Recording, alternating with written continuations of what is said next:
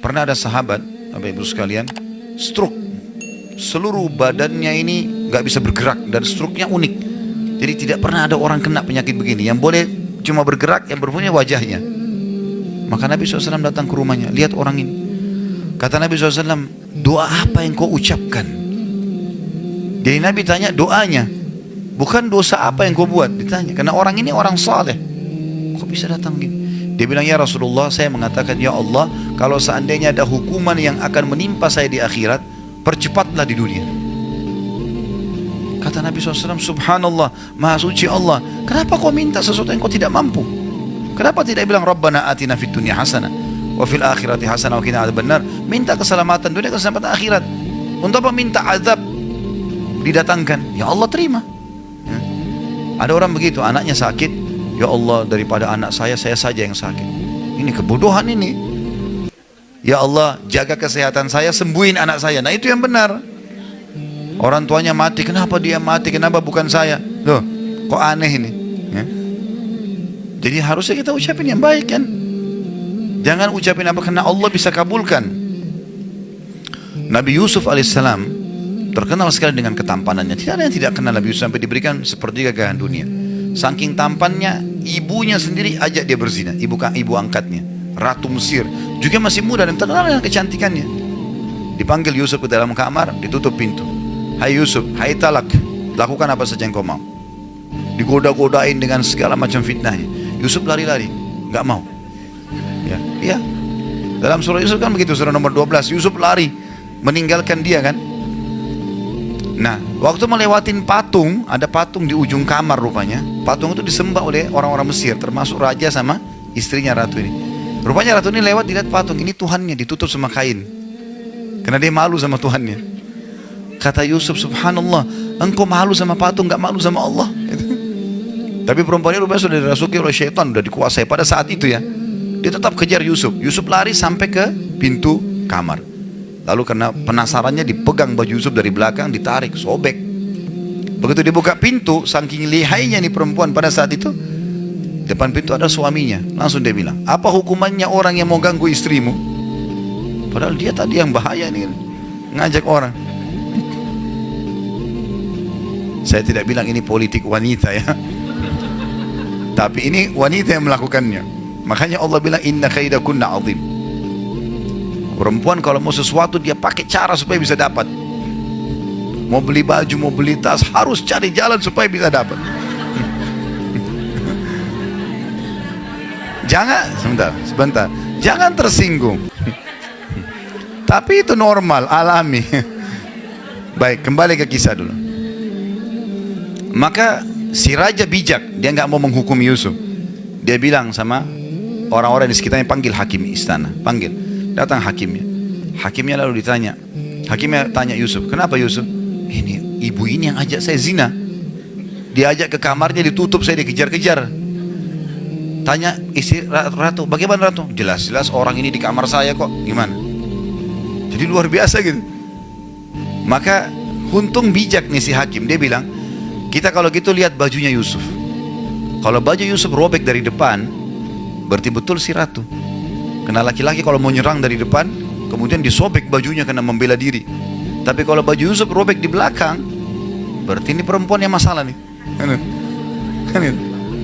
Ternyata betul, dilihat bajunya Yusuf robek dari belakang. Tapi dia bisa dengan caranya membuat suaminya yakin kalau dia tidak salah. Ringkas cerita, tersebar satu Mesir kalau ratu tergila-gila sama anaknya sendiri. Penasaran dia, undang semua satu Mesir. Wanita Mesir semua diundang oleh ratu, silakan datang. Datang ke satu hall yang luas.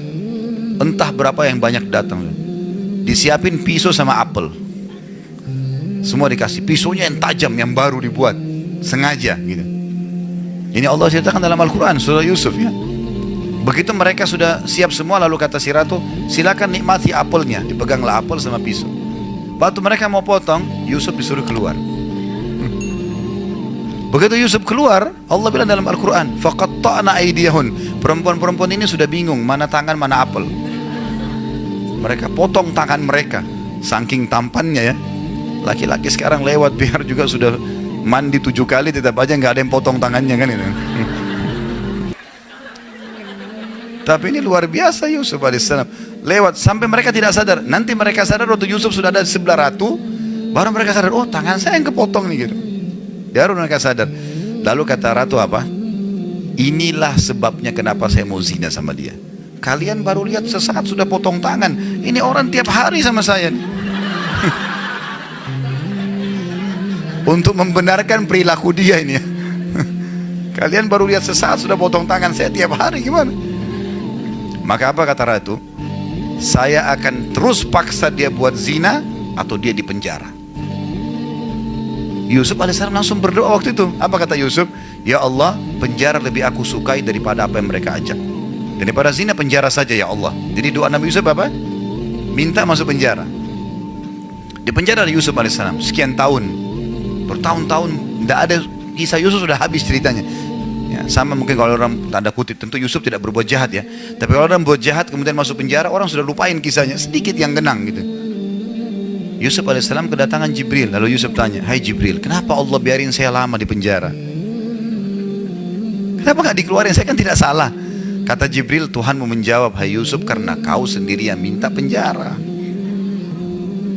Karena kamu yang minta penjara. Kalau kau minta keselamatan, Allah kasih kau keselamatan. Kau kan bilang penjara lebih saya suka ya Allah.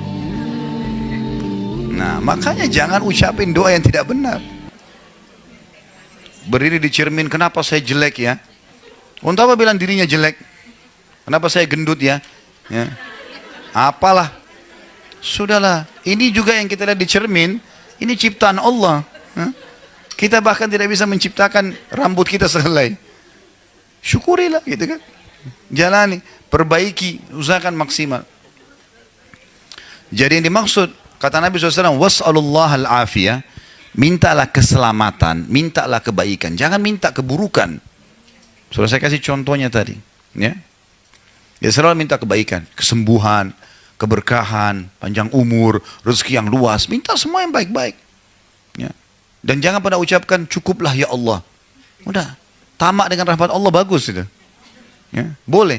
Dan saya sudah pernah bilang, kita kalau lagi sehat minta ditambah kesehatan, itu lebih besar pahalanya dibandingkan kalau sudah sakit minta kesembuhan.